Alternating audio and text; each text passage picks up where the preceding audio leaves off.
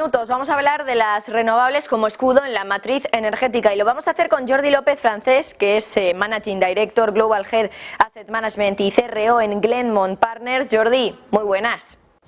Hola, buenos días. Bueno, Jordi, ¿cómo se está produciendo ese proceso de transición energética? ¿Qué dificultades estáis viendo vosotros en el corto y en el largo plazo en esta transición?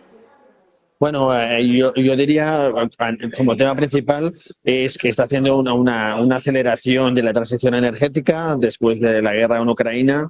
Ha habido una realización de qué competitiva es la energía renovable en comparación con otros métodos más tradicionales o utilizando hidrocarburos para generación de electricidad. Entonces, hay un elemento de competitividad que es muy importante. Segundo elemento a considerar es que hay una transición energética que tiene un impacto desde el punto de vista de la oferta de generación eléctrica, pero también desde el punto de vista de la demanda, ¿no? Y tenemos que considerar por ejemplo, los cambios que van a venir a nivel de cambio climático, de consumo energético, cambios a nivel de electrificación del transporte.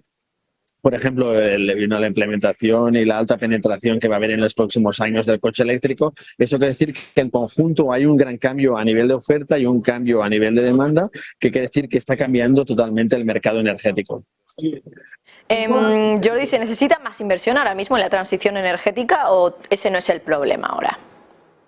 Sin duda se necesita más inversión, más que nada porque la transición energética va a ser multidimensional, ¿no? Si miramos desde el punto de vista desde la generación eléctrica, tenemos un parque, por ejemplo, en España, un parque de centrales nucleares que se va a cerrar en los próximos 10 años.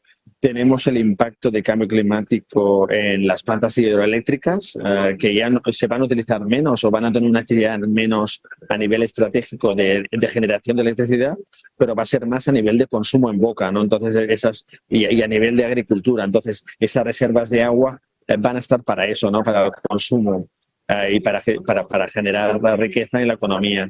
Entonces, tenemos aquí varios temas a considerar de inversión en energías renovables. Tenemos solar, tenemos eólica marina, eólica terrestre.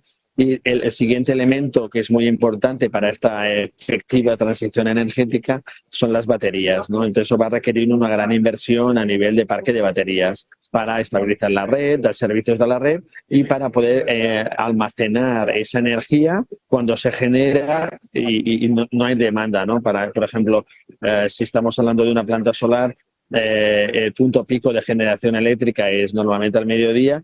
El mediodía normalmente no es el pico de consumo eléctrico. El consumo eléctrico, el pico tiende a ser a la tarde y a la noche. Entonces, ese almacenaje te permite transferir esa generación eléctrica pues de ese punto de generación a cuando realmente hay el consumo. En resumen, va a haber una aceleración de la transición energética y sin duda se está invirtiendo ya mucho dinero, pero se va a acelerar la inversión en este sector.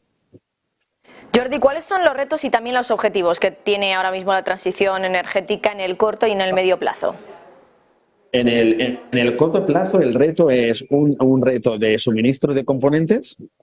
Hay mucha demanda por componentes, hay mucha construcción de proyectos. Entonces, aquí hay un tema de logística, de supply chain, de construcción de paneles, inversores. Entonces, ahí hay un tema a corto plazo que se va a solucionar, pero es un tema a corto plazo. Y el segundo aspecto es el aspecto social, ¿no? Va a haber una transición energética, pero eso también es una transición social y en ese aspecto hay que considerar cuál es el impacto social que esa transición va a tener y ir con mucho tacto y con mucho cuidado de hacer esa transición de que la gente no se sienta arrastrada, sino que la gente pueda participar. Un ejemplo, tenemos plantas nucleares en España. En 10 años, 15 años, estas plantas se van a cerrar. Estas plantas generan muchos puestos de trabajo. Entonces, es responsabilidad de las compañías que están gestionando esta transición energética y de las autoridades públicas de que estas sociedades que están en zonas donde hay procesos productivos o hay empresas que no van a continuar en el futuro, que haya un plan social.